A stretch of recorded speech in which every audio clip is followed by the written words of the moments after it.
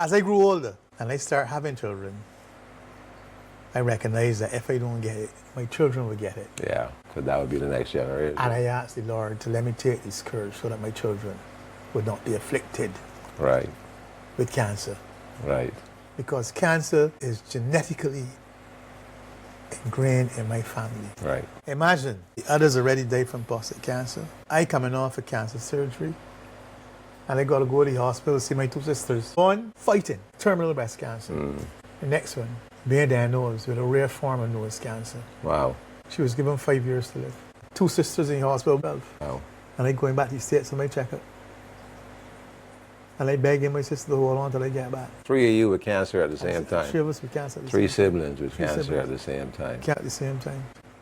I have 2 siblings alive, 2 brothers. One does not have. He's older than I am. One does not have. The next one has never been tested. So, he doesn't know.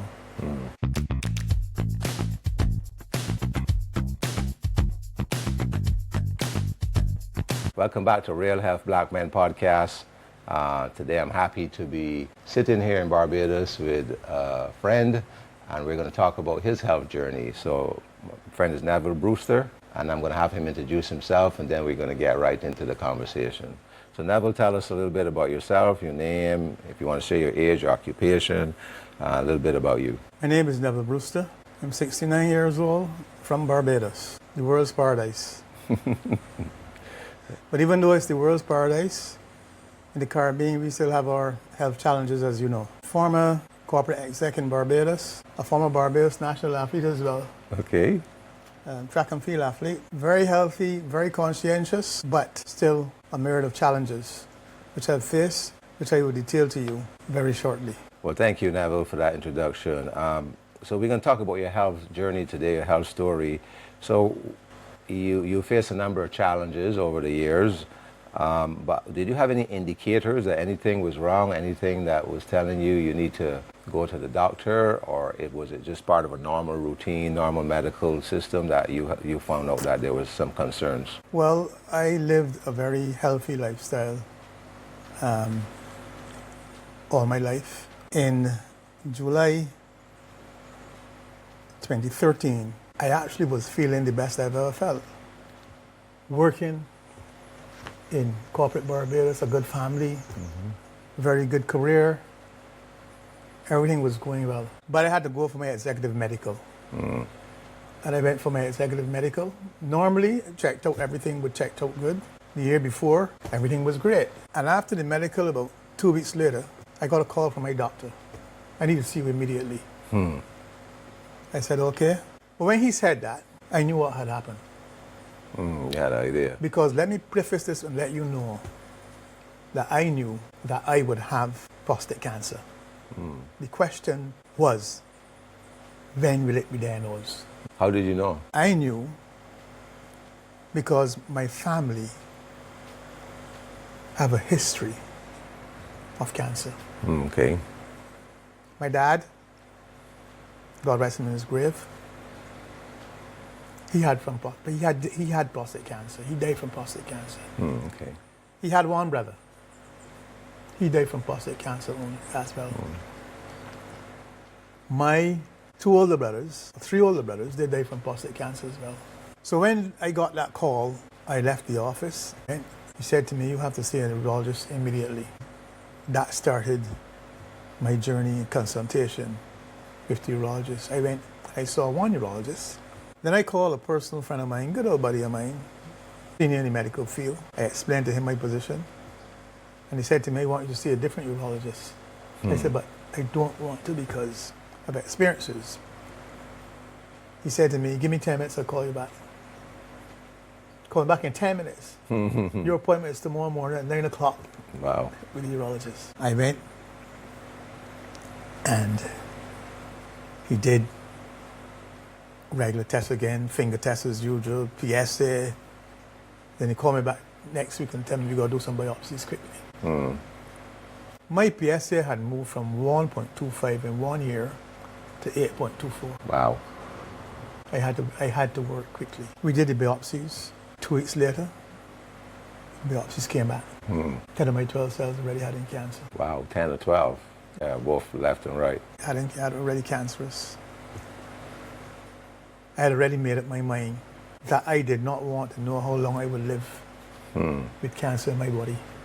Wow. So I decided I would get it out. Okay. I would get it out. The diagnosis was okay. When I went for the results, I was hoping for the best. Okay. Hoping for the best, expecting the worst. And even though I was hoping the best, one day doctor said, Nev, you have prostate cancer. As big and as strong as I was, my knees buckled. Wow. It felt like a death sentence. I was 56, going 57 then. It would have been 57 in October. And as strong as I was, I cried like a little. I felt hopeless. Knowing what my brothers, father and uncle had gone through. I felt hopeless. My wife was with me.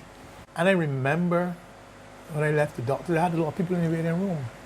Tears were still streaming down my eyes. I met a good old friend out there and he said to me, Brewster, well, I think good. He said, don't worry, you will get through this. And I left there determined that I would get through it. I went back to work. Had to break the news head office.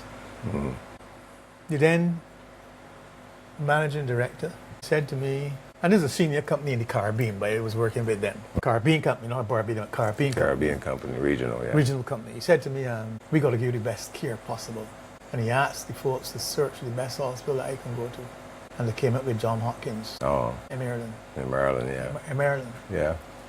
And we started making all the preparations to go to John Hopkins, send them information. And then one Wednesday afternoon, I was on the golf course, and I got a call. Neville. Voice, a strange voice. I said, good evening. I said, who is this? He said, I'm your chairman. The chairman of the company. Of the regional company. Okay. He said, I heard. I said, is this? He said, yes, this is me. I heard. But I call you to let you know that I'm going to personally look after you. I have two of the best in the entire world. You can choose which one, but I will look after you. And he gave me the name of the first. I said, but if you give me the name of the first, I don't need the name of the second. And that ended our conversation that evening. I came home, told my wife, sat down, had dinner. 8 o'clock, my phone rang. I said, Neville, the phone for you. Could I speak to Mr. Brewster? Just a strange voice altogether. He said, I got a call from your chairman, who is my friend, and he told me about you. He is your friend, you are now my friend. And that same night, after a 20 or 30 minutes conversation, I set the date for my operation, the 19th of November, 2013. Never saw him before, never heard him before, but I was confident. And I went ahead and set the date with him. November 20th. So where did you have your surgery? Did you end up having it at John Hopkins? No, he operated out of Miami, Florida. Miami, Florida, okay. And Houston, Texas. Okay. So I had to make a choice. I decided that Miami is close to me, Miami. So my surgery was done. I went up on that was scheduled for the 19th. He sent down all the information that we needed to get done. That's some hiccups doing it. Had to get urine culture, etc.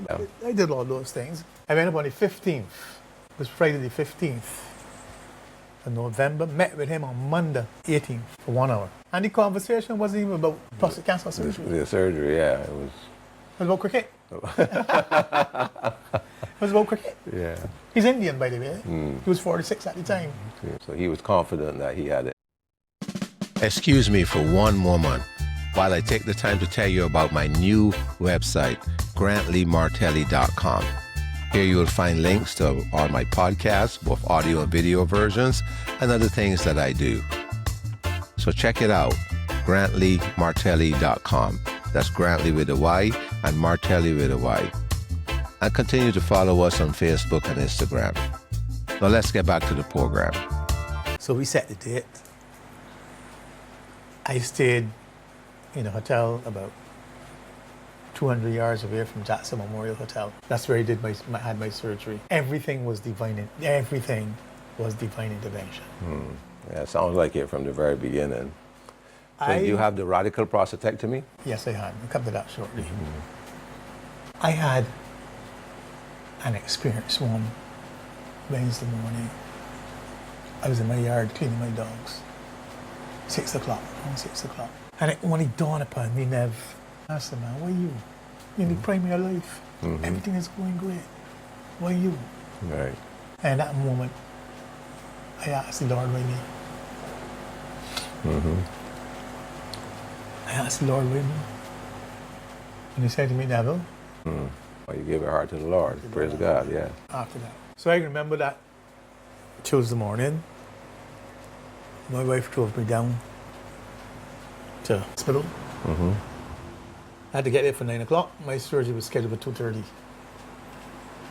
Got there for 9, went upstairs, put on your gown, put you in the bed, meet 4 or 5 different nurses asking the same questions in different formats. Just to ensure. Sure. Right person, the right thing. You're here for the, we're going to do the right thing to the right person. The right person, the right thing. Then came the anesthesiologist. Yeah. Same thing again, I told them. Right questions, right thing. Then came the doctors, junior doctors, because there are many junior doctors. Yeah, teaching hospitals. Same questions, same. And then around 10 o'clock or so, the boss came in. And I was there laying down. My wife was holding my hand and said, good morning, everybody. He asked the folks, where's Mr. Brewster? The guy beckoned and said, he's over yonder. He said, what time is surgery scheduled for? I said, 2:30. He said, we're going to change that. We're going to do him at 11:30 instead. Then was the time for the anesthesiologist to do his work. My wife was crying. I said to her, babes, don't cry. Because when I said my prayer that morning, I saw the angels that told me everything was going to be okay.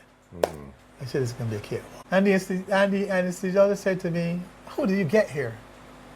Did you come on the I-95? I said, no. Why? That's a strange question. He said to me, because the procedure that you're undergoing this morning is safety than driving on the I-95. Wow. I went in. That was all I remembered after that. Yeah. They put you out pretty fast. That's all I remember after that. I got up. I had the surgery. I came to around 3:30, 4 o'clock. Screaming, asking for food. I was hungry, yeah. I was hungry. Yeah. The doctor Same thing happened to me too when I came out. I was like, can I get something to eat? The doctor. Okay, so the next morning I met with the doctor, and it's much different to how we do in Barbados, but because you discharge the same next morning. Right, yeah. One overnight, yeah. Overnight. So I met with the doctor, and he said to me, Nev, everything went well. We got everything. I said, thank you, Jesus. And he got my discharge. But I had several questions for him. Lifestyle. Okay. Eating. And he said to me, you don't need no special diet. Eat everything that you can eat in moderation. Right. Do not overdo. Right. If you feel like having a sip of brandy, you can have a sip. You don't have to have 3 or 4. Right. Everything in moderation. And I have practiced that. Afterwards. No special diet. How long has it been? No radiation. No chemotherapy. 12 years. 12 years. 19th of November, 2025, I celebrated 12 years cancer-free. Congratulations. Thank you so much. Congratulations. Thank you so much. But that was a great journey. I have the scars to prove. Right. But there's a little downside to it. Okay. Yeah. Some of us are left a little less than perfect. Right. Yeah. If I sneeze, if I laugh, if I run or jerk suddenly, I may leak. You may get a leak, yeah. You get a leak. Yeah. A leak. Yeah. You may get a leak. You still practicing your Kegel exercises and stuff sometimes? Do you remember? I don't practice Kegel exercises anymore. Okay. I get a leak. Yeah, same thing happened to me. You get up too sudden or, yeah. Or if you oversleep, you get a leak. So I wear a pad. Just to ensure that I'm not embarrassing myself in the open and public. I just make sure that I do what I know best. It's best, yeah. What I know for is yourself. best. You have to know yourself. You have to know how your body recovers. You got to know your body, etc. So that was one of the lifestyle changes you had to make Yeah. because of this. Because of this. Yeah. And particularly when you're swinging playing golf. Yeah. Gotta make sure Yeah. that you. Plus, you were there on the course for anywhere from 2 to 4 hours. 2 to 4 hours. Yeah. 2 to 4 hours. So, yeah. Now, getting back to the family side. Yeah. And how I know that I would get cancer. Growing up, as children, they had families that had cancer. Mm-hmm. And you always hear, people have different stories about how cancer skips a generation. Mm-hmm. So when my dad was diagnosed with cancer, I said, yes, it skips a generation. I can get it. You were in the right generation. I said, I'm not going to get it. And, he was diagnosed in 1976, went into remission. He lived 10 years later. He died in 1986. I said, I'm not going to get it. But as I grew older and I started having children, I recognized that if I don't get it, my children will get it. Yeah, because that would be the next generation. And I asked the Lord to let me take this courage so that my children would not be afflicted Right. with cancer. Right. Because cancer is genetically ingrained in my family. Right. Imagine, others already died from prostate cancer. I coming off of cancer surgery, and I got to go to the hospital to see my 2 sisters. Mm-hmm. One fighting terminal breast cancer. The next one being diagnosed with a rare form of nose cancer. Wow. She was given 5 years to live. I was going back to the States for checkup. This is January 2014. 2 sisters in the hospital. Wow. And I going back to the States for my checkup. And I begging my sister to hold on till I get back. One with breast cancer died 2 months later. Wow. Sorry to hear that. So it was 3 of you with cancer at the same time? 3 of us with cancer. At the 3 same siblings with cancer at the same time. At the same time. Wow, that's a heavy burden. Yeah. That's a heavy burden. And my other sister died 5 years afterwards. Okay. The one with the nose. The one with the nose. Yeah. 5 years afterwards. I have 2 siblings alive, 2 brothers. Mm-hmm. One does not have. He's older than I am. One does not have. Mm-hmm. The next one has never been tested. So, he doesn't know. But in doing research and things like that, you come up with all types of things. There's this Englishman who had a theory that cancer is bad luck. You get it because of bad luck. and in reading it and trying to understand it, the conclusion, he has a point, How come one of my brothers not got it? Get it, and I got it. You got it, yeah. Yeah. In science, they call that random selection. The layman's term is bad luck. Bad luck. Yeah. So, I don't think I just think that it's part of my lot. Part of your life. I had tremendous support from my wife and immediate family. Mm-hmm. Pouring a love for my friends, my staff. I could not have asked for greater love for my staff. That's good. That's a blessing. I would never forget. And I would always say that, you know what? When you live good with people, people will be good to you. People will be good to you, yeah.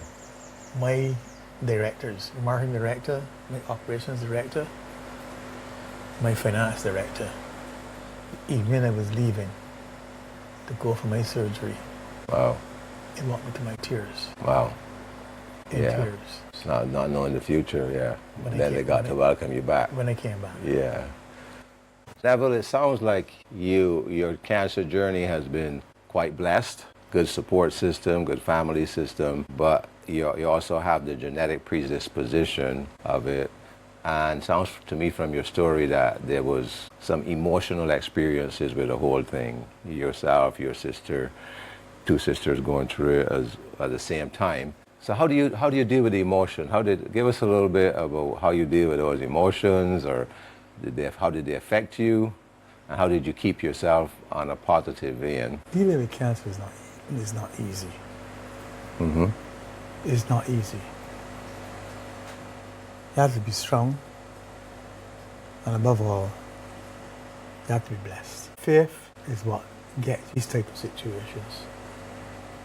Faith in the Lord, knowing that He will be there for you no matter how you turn. Because it comes. Right. It comes. And you have to be constantly reminding yourself that there's a greater good above. Right. And this is what it's all about. It can be emotionally draining, all depend on the individual. And there's no greater place or person in which to place your trust than in Jesus Christ. And he will bring you through. Right. He will bring you through because he will be there for you. As he said, he will never leave you nor forsake you. And you hold on to that. Hold on to that understanding that, you're going to be strong. Yes, there comes a time when all of us have to go. That's part of life. Right. But the time that you are here, you have something to look for. That helps you with a lot of emotions that you'll go through. Be topsy-turvy. If you feel a pain in your side, you feel the cancer coming back. Isn't that something in mental anguish that you're experiencing? Right. You always go back. Always refer back to the one who would keep you and keep you going. And say your prayers and give thanks. For every minute, every moment, every day, every month, every year, give thanks. Thankful. A heart of gratitude. Attitude of gratitude, yes. Attitude of gratitude. Be grateful and be thankful. So as you were talking a little bit about going through some other health challenges now in addition to your cancer. Your cancer is under control. Correct. But you have some other health challenges. I mean, do you want to share anything about those, or do you just, think about our listeners as we talk about the emotions as well, right? Not just how many details you want to share, but the emotions can also come back, right? Because we say, why me again, right? Why am I going through this again? That. I know the last 4 months have been a very testing phase for me. I've been having some health issues, stomach-wise. Unfortunately, I've lost a lot of weight, over 50 pounds already. But I've done all the requisite tests. Now I have to get a bit more done, like colonoscopy, endoscopy, CT scans, etc. No cancer at the moment. Thank you, Jesus. Thank you, Jesus, yes. Thank you, Jesus. But still trying to find out what is causing and giving me the trouble that I'm experiencing now. But I look on the brighter side of things all the time. I already have 12 years. Not that I'm greedy. But every person would want more. But we all want to have some more, yeah. Every person would want some more. Well, you're still pretty young. I already had 12 years. And I'm happy. I look on the brighter side.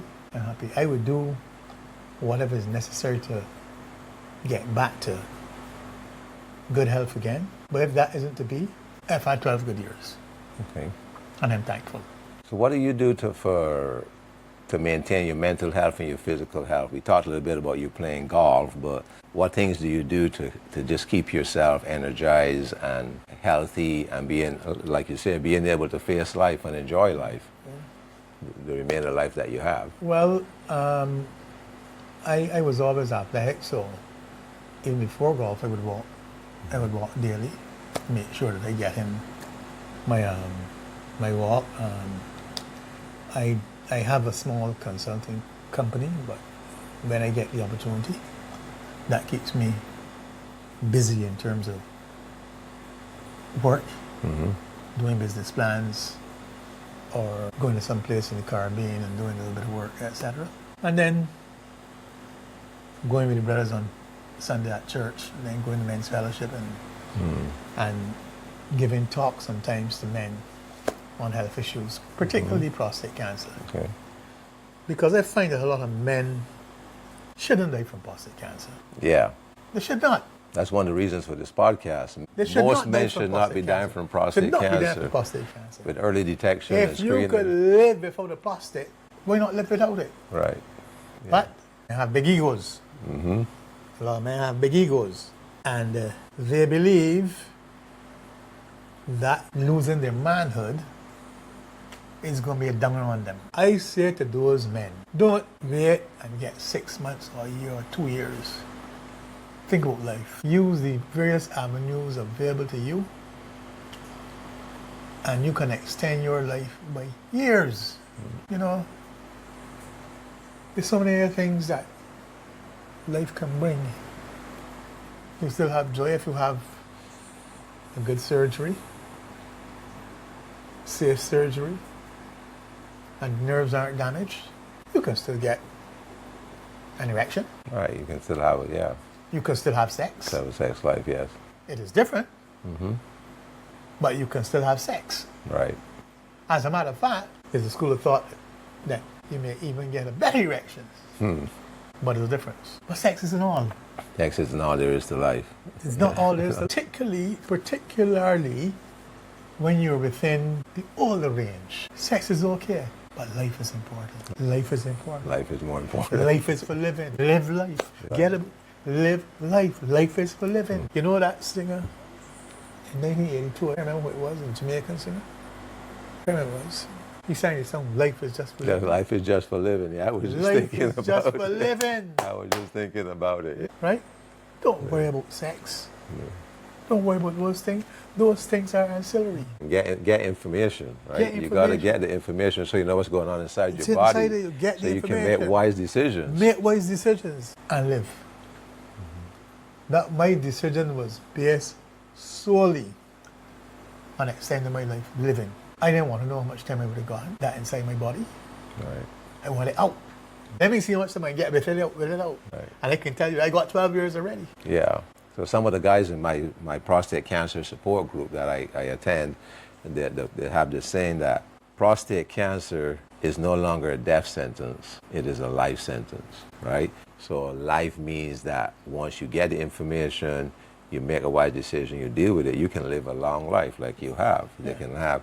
There's a couple of guys in our group who were diagnosed with stage 4 and are still alive 12 years, 15 years later. Yeah. Because technology is improving all the time, Yep. science improving all the time, Yep. treatment all the time. Yep. So to be afraid to know doesn't help you. Knowledge is what helps you make the right decision. Correct. And the other thing is getting away from these old wives' tale, right? That you're not going to be able to have sex. You're not going to be able to do that. The technology, even there, is improving every day, right? And so, what are 3 things that? 2 more things. You already gave us one. 2 more things you could give to men to take control of their health. Like you said, appreciate life and make wise decisions. Early testing. Early testing.